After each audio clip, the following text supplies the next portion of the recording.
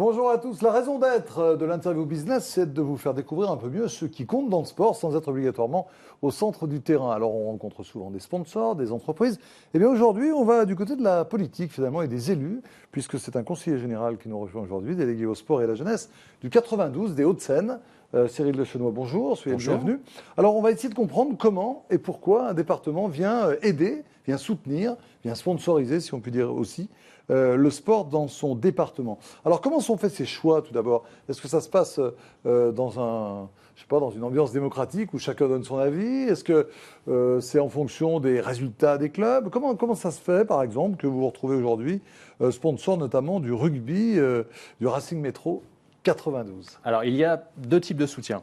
Le soutien du Racing Métro 92 est un marché de communication. Donc là c'est véritablement pour nous un outil de communication clairement affiché. Le département des Hauts-de-Seine, comme d'autres départements, est toujours en recherche d'une identité, d'asseoir une identité. Et nous avons trouvé que le rugby, à travers le Racing Métro 92, eu égard à l'histoire très forte de l'implantation du rugby sur le département, mais également les nombreuses valeurs communes partagées avec le rugby, le département, le cœur de métier du Conseil général, c'est la solidarité. Eh bien, qui mieux que le rugby peut incarner la solidarité et l'expression d'un vrai sport collectif. Donc toutes ces similitudes. Et puis au-delà de ce partenariat, eh bien, il y a une présence très forte du club, du Racing et de ses joueurs dans son ensemble, aux côtés du département, dans bon nombre de manifestations organisées par le département en direction de nos jeunes tout au long de l'année. Je voulais vous demander comment vous actionnez, on dirait ça si vous étiez une entreprise. D'abord, il y a une visibilité, vous le dites, pour une image. Et ensuite, comment vous actionnez cela? Ça va dans un sens, les joueurs qui viennent vers vous pour participer à des actions. Et ça va dans l'autre sens, vous amenez des invités, vous amenez des... Comment ça se passe? Absolument. Nous essayons effectivement de fédérer les entreprises du 92. Et il est vrai que le département des Hauts-de-Seine est un département économiquement dynamique. Eh bien, de fédérer les entrepreneurs autour de ce club, mais autour d'autres clubs de haut niveau, puisque nous avons la chance d'être sur un département dynamique en matière de sport. On va y venir, on termine d'abord avec le rugby en vous proposant un chiffre de nos partenaires donc, de Gilles Dumas, donc de Sportlab, avec 28% d'opinion très favorable. Le rugby est le sport qui bénéficie de l'image la plus positive. C'est important évidemment pour un département, pour une collectivité locale ou régionale. Oui, effectivement.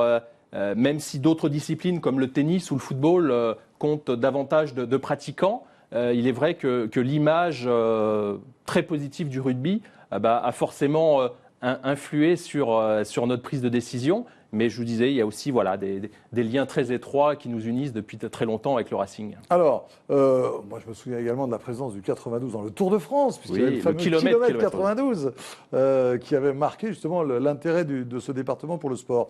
Alors, les clubs pro, il n'y a pas que le rugby comme vous le disiez, vous avez également Nanterre, Levallois, vous avez ici...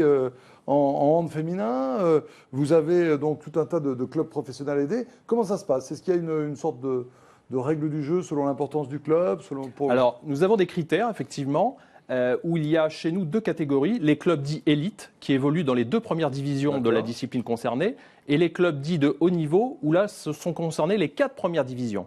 Voilà. Et donc, le niveau de subventionnement est différent en fonction de cette classification. Et il y a également une priorité donnée aux disciplines olympiques. Voilà. Qui ont un subventionnement plus important. Et depuis quelques années, nous avons apporté des petits bonus à certaines disciplines et à certains clubs, notamment les clubs qui laissaient une part plus importante à la pratique féminine, également qui permettaient aux jeunes ou moins jeunes en situation de handicap d'accéder à la pratique sportive.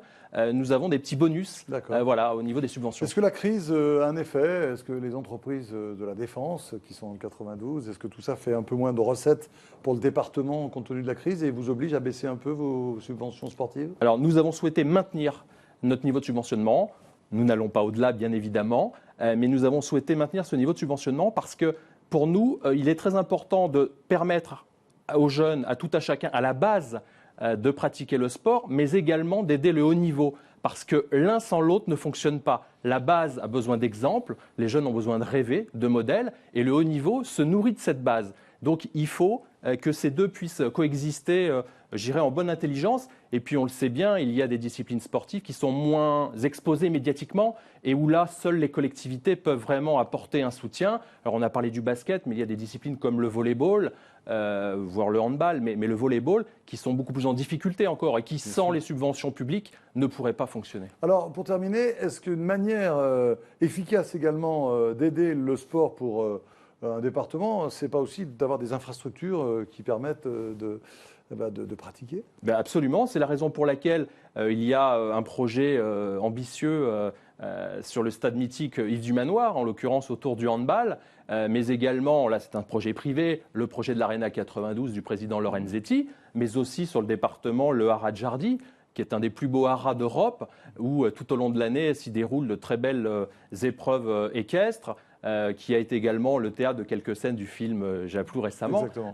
Voilà, donc le département des Hauts-de-Seine, c'est un département bien pourvu en nombre de clubs sportifs de haut niveau et en infrastructures de qualité. La base nautique de l'île de Monsieur face au parc de Saint-Cloud, qui est vraiment un panorama magnifique sur la Vous Seine. vendez bien votre département, c'est bien. Voilà. Merci en tout cas de nous avoir rendu Merci à visite, Cyril Deschenois. Je rappelle que vous êtes conseiller général délégué au sport et à la jeunesse. C'est un partenaire important du sport, également toutes ces collectivités locales, régionales, on voulait le souligner aujourd'hui. Merci, nous nous retrouvons demain. Bonne soirée.